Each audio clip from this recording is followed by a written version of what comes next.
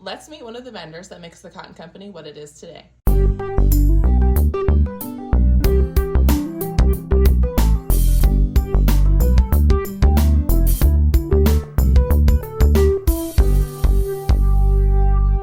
Welcome to Meet the Vendor. My name is Marissa Shattuck. I am the general manager here at the Cotton Company, and today I am with Roy, one of our vendors. Hey, how are you? I'm good. It's great to be here. I'm so glad that you're here. Yeah. We would love to hear about the booths that you have in the Cotton Company, your business, and how you got started. Oh, that's a how long we got?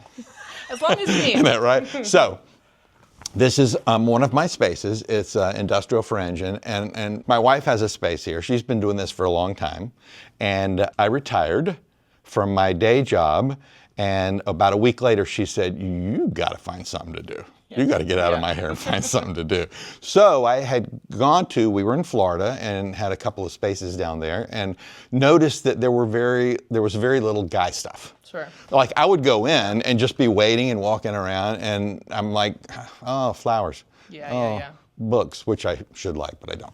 And anyway, so I was like, you know what, and plus I love snarky. And so I started putting a few things in her booth. She hid them in the corner because they didn't match her style, right. But they sold. Yeah. So I got a little space and it started doing pretty well. And so I started expanding on it and here now. Yeah. Well, that's great. That's awesome.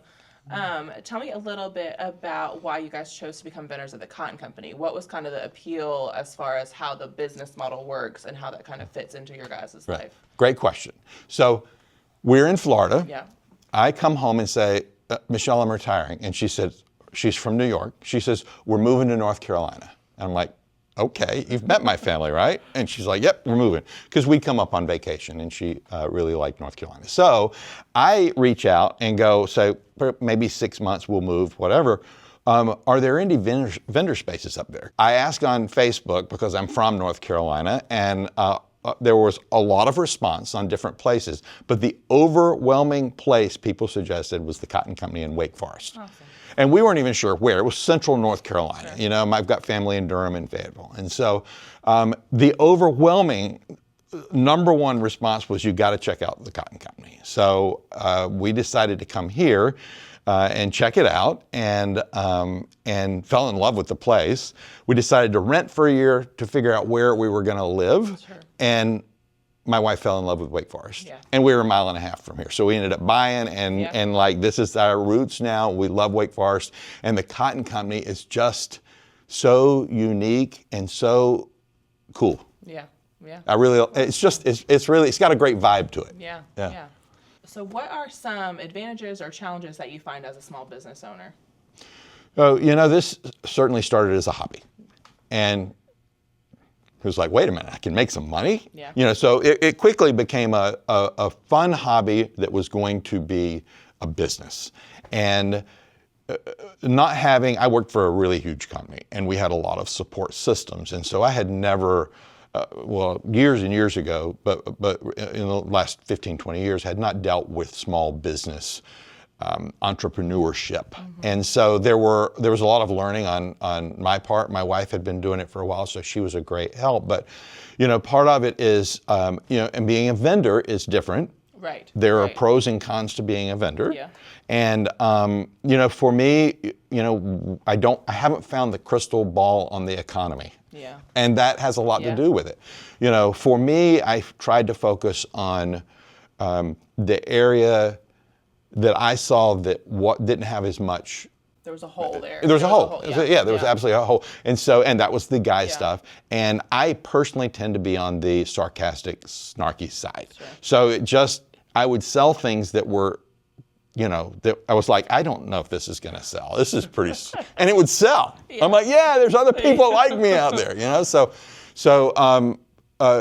the disadvantage of that is how far do I go in that snarkiness or risqueness before I cross the line, and who is making the line? Right? Yeah. Because at the end of the day, the customer's going to be making that line. Because if they walked in and saw things that were offensive to them, they're not going to come in, and they might not come in the Cotton Company, right? So there's a strategy in placing some things. There may be a little bit more risque, and then there's a lot of stuff that I've come up with. It's like, we're not going to do that. right? Yeah. And so what's funny is as I would put stuff in, I'd go, I'm not going to be sarcastic. I'm not going to be snarky. I'm going to just put a nice, pretty flower or whatever. Sure. And it wouldn't sell. Yeah. And then I go, well, let's do a Halloween flower, and it would sell. Yeah. So I think for me, the advantage of a small business is I can adapt quickly. Right. I can very quickly say, because I make a lot of the stuff that's in here, so I can very quickly say, this has sold, I'm going to make more of them or even more of this style. And conversely, if it doesn't, then I will, shift a little bit.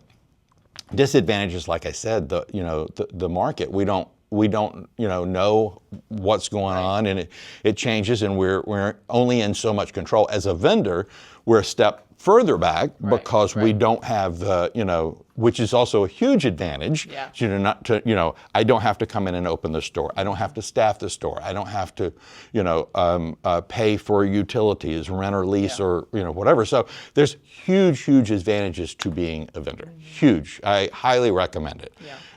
But there are some disadvantages, and sometimes you feel like, I want to get people in there, right? And so, but then am I doing personally the things that I need to do to help the cotton company bring things? So that's something that I know I need to work on better. Advantages, it's more lean, more maneuverability quicker. Disadvantages, I think a lot of disadvantages that any retail business has now, is what we're more concerned about. Yeah.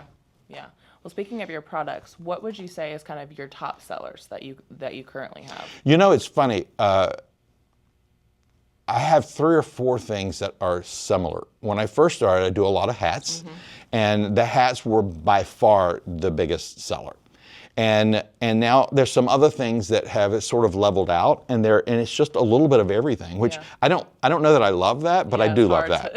You know what I mean? I love it because I can put different things out. I'm not relying on any one thing, but it also is a little bit hard to gauge because it's not like, well, this is my number one, so throw everything into that. Right. And coming from Florida, we were in a very touristy market, so I could put one thing out for a year and a half and it just replace it. Here's different. And I've learned that kind of the hard way. That when I put something out, it might do well for 2 or 3 or 4 months. I might need to look at something a little bit different. And that there are certain cases where that's not the case, but it is definitely a different market. What is one piece of advice you could give, or kind of piece of information you could give to someone who's maybe considering starting something like this, wanting to kind of test the waters, maybe hasn't ever done a business before, and is considering maybe doing something like this, a vendor booth to kind of test it out? If it's a hobby, keep it a hobby. I mean, at the end of the day, I can go and make a few things. Now, my wife started as just making some stuff, and it was just so cool. I was like, you should sell that. So what we did was we bought a tent, we bought some tables, and we did some Saturday markets. Right? Mm-hmm. And then we realized that people were interested in purchasing the product she was making. Mm-hmm. I had an advantage. I could just come in under her and be like, let me try it, right? But the hard work for us was doing that.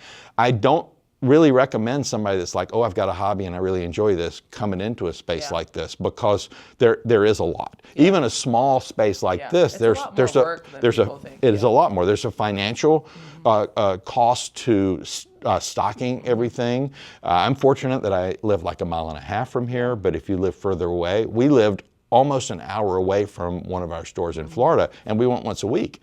And that's a day to go and do that. And so lots of advantages being a vendor and not having to worry about the operational side of things. But if it's just a hobby, enjoy it as a hobby. Enjoy it. You don't go out and try to make a business of it. If you've got your family's going to tell you they love it. Right? Find somebody that is going to be 100% honest with you. And if they like it, and listen to them and adapt from there. I think if somebody's done that, I've done craft shows, there is a market, I've got an Etsy store, or I'm selling online, then certainly this to me is one of the top spaces that I've seen to go to. So I would always recommend to come here. But I wouldn't be discouraged if you didn't initially get in, because like I say, it's kind of the cream of the crop. but there are other places that you can go. And, I even talk to people about putting a little consignment. If you sell patches, find you a little store, a little gift shop, and say, "Oh, I'll give you 15 or 20% if you'll let me put this up." You don't have to do anything. So there are certainly ways to get into it slowly, and that's probably what I would recommend. And then once you've done it and you're pretty confident you can do it, apply. Then, Well, thank you so much for spending the time with us, answering our questions. If you stop by the Con Company, make sure to check out Roy's booth, Industrial Fringe, and he's got another Foundry booth. Definitely come by and check it out. And thanks so much for talking with us thanks today. for having me. It was great. Yeah, definitely come check out the Cotton Company.